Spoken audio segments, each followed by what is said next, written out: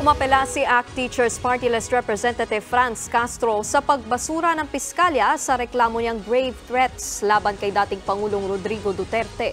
Personal na naghain ng petition for review si Castro sa tanggapan ng Department of Justice sa Maynila kanina.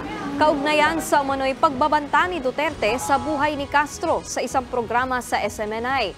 Hiling niya baliktarin ang desisyon ng Quezon City prosecutor na i-dismiss ang kanyang reklamo. Ayon kay Castro, ang mga alegasyon niya laban kay Duterte ay may sapat na ebidensya na dapat masilip. January 9 nang ibasura ng piskalya ang reklamo ni Castro dahil sa kakulangan umano ng ebidensya. Napaka-unfair noong naging desisyon. Hindi lang ito para sa akin, para din doon sa mga tao rin na nakaranas ng injustice. Mga kapatid, Cheryl Cosim po, huwag maging huli at maging una sa lahat sa balitaan. Para sa tuloy-tuloy na talakayang sa Frontline, mag-follow at mag-subscribe sa social media pages ng News 5.